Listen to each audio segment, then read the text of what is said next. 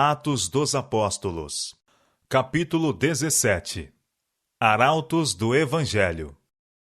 Enviados pelo Espírito Santo, Paulo e Barnabé, depois de sua ordenação pelos irmãos em Antioquia, desceram a Seleucia e dali navegaram para Chipre.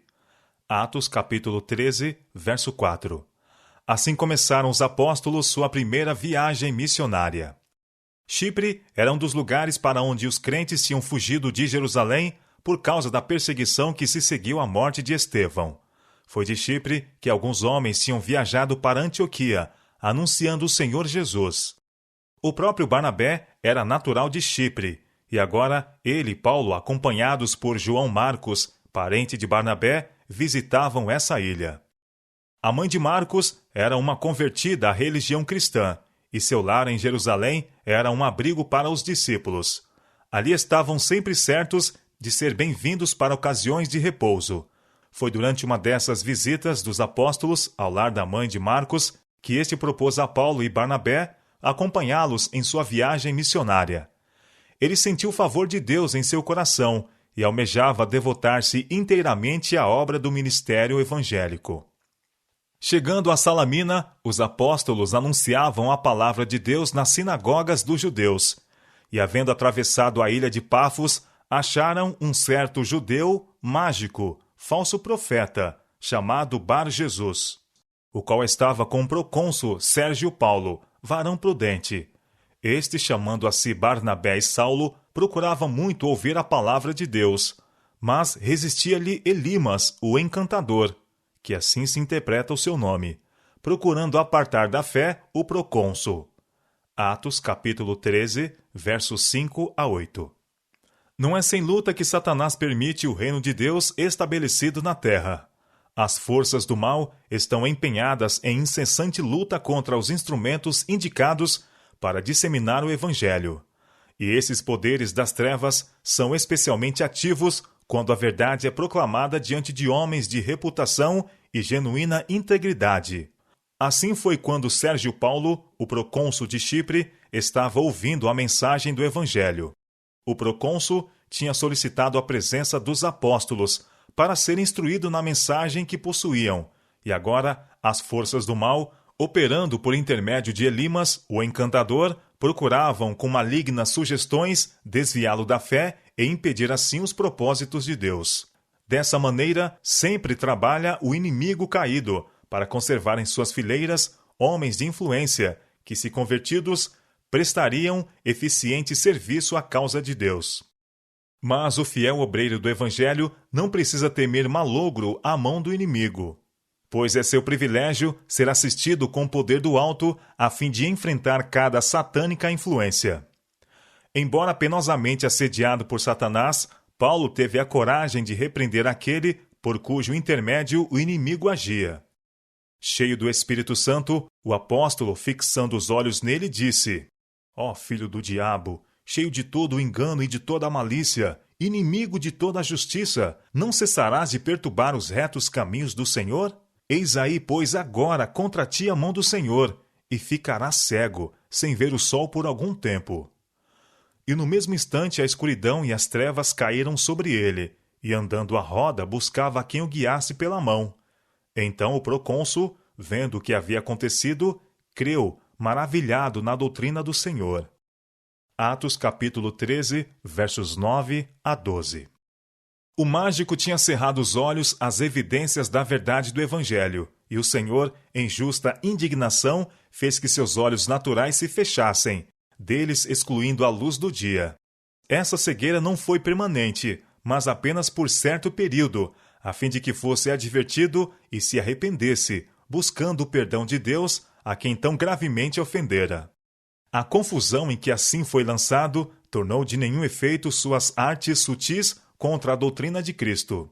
O fato de ter ele de andar apalpando em sua cegueira provou a todos que os milagres que os apóstolos haviam realizado e que Elimas acusara de serem prestidigitações haviam sido operados pelo poder de Deus. O procônsul, convencido da verdade da doutrina ensinada pelos apóstolos, aceitou o Evangelho. Elimas não era homem de cultura, no entanto, estava peculiarmente capacitado para fazer a obra de Satanás. Os que pregam a verdade de Deus encontrarão o astucioso inimigo por muitas diferentes formas. Algumas vezes será na pessoa de um erudito, mas na maioria delas por intermédio de homens ignorantes, a quem Satanás treinou para se tornarem eficientes instrumentos para enganar as pessoas. É dever do ministro de Cristo permanecer fiel em seu posto, no temor de Deus e na força do seu poder. Assim poderá ele pôr em confusão as hostes de Satanás e triunfar no nome do Senhor. Paulo e seus companheiros continuaram viagem para Perge, na Panfilha. Seu caminho era penoso. Encontraram dificuldades e privações, e estavam cercados de perigos por todos os lados. Nas vilas e cidades por onde passavam, e ao longo das estradas desertas, estavam rodeados de perigos visíveis e invisíveis. Mas Paulo e Barnabé tinham aprendido a confiar no poder libertador de Deus. O coração deles estava cheio de fervente amor pelos pecadores. Como fiéis pastores na busca da ovelha perdida, não abrigavam o pensamento de facilidades ou conveniências próprias. Esquecidos de si mesmos, não fraquejavam quando cansados, famintos ou com frio.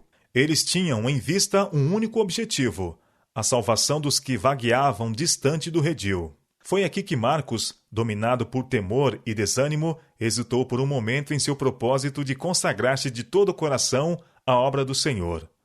Pouco habituado a sacrifícios, desanimaram-no os perigos e privações do caminho. Trabalhara com êxito, sob circunstâncias favoráveis. Mas agora estava em meio à oposição e perigos que tantas vezes cercam o missionário pioneiro. Não suportou as dificuldades como bom soldado da cruz. Devia aprender ainda a enfrentar valorosamente os perigos, perseguições e adversidades. À medida que os apóstolos avançavam, encontrando dificuldade cada vez maiores, Marcos intimidava-se e, perdendo todo o ânimo, recusou-se a prosseguir, retornando a Jerusalém. Essa deserção fez com que Paulo julgasse por algum tempo desfavoravelmente a Marcos, severamente mesmo. Por outro lado, Barnabé se inclinava a desculpá-lo devido à sua inexperiência. Estava ansioso para que Marcos não abandonasse o ministério, pois nele via qualidades que o habilitariam para ser útil obreiro de Cristo. Anos depois, sua solicitude por Marcos foi ricamente recompensada, pois o jovem se entregou sem reservas ao Senhor e à tarefa de proclamar a mensagem do Evangelho em campos difíceis. Sob a bênção de Deus e a sábia orientação de Barnabé, ele se tornou um valoroso obreiro. Paulo se reconciliou mais tarde com Marcos, recebendo-o como colaborador. Recomendou-o também aos colossenses como cooperador no reino de Deus e como tendo para ele sido consolação. Colossenses capítulo 4, verso 11. Não muito tempo antes de sua morte, Paulo tornou a falar de Marcos como lhe sendo muito útil para o ministério. 2 Timóteo capítulo 4, verso 11. Depois da partida de Marcos, Paulo e Barnabé visitaram Antioquia da Pisídia e no sábado entraram na sinagoga judaica e se assentaram. E depois da lição da lei e dos profetas, lhes mandaram dizer os principais da sinagoga: Varões e irmãos, se tende alguma palavra de consolação para o povo, falai. Convidado para falar, levantou-se Paulo e, pedindo silêncio com a mão, disse: Varões israelitas e os que temeis a Deus, ouve. Seguiu-se então um maravilhoso discurso.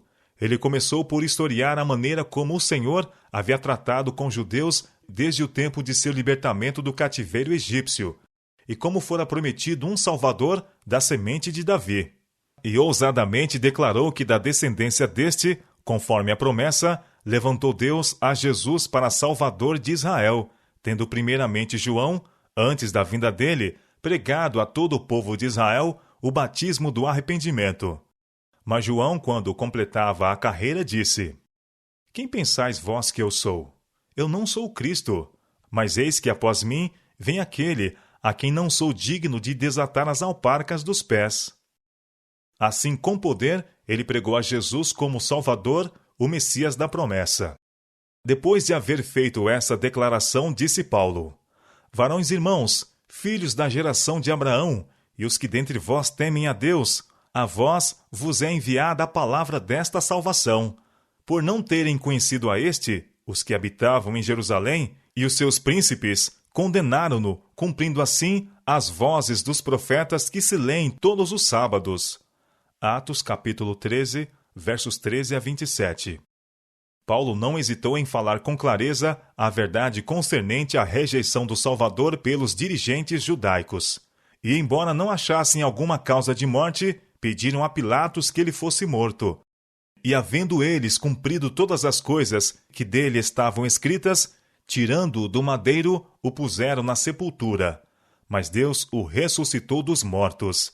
E ele, por muitos dias, foi visto pelos que subiram com ele da Galiléia a Jerusalém, e são suas testemunhas para com o povo. Atos capítulo 13, versos 28 a 31.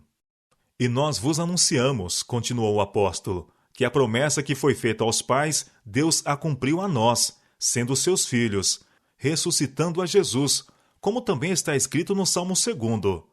Meu filho, és tu, hoje te gerei, e que o ressuscitaria dos mortos, para nunca mais tornar à corrupção.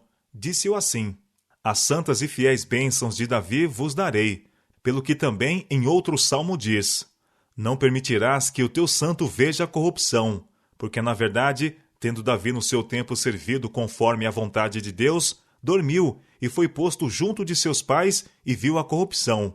Mas aquele a quem Deus ressuscitou, nenhuma corrupção viu.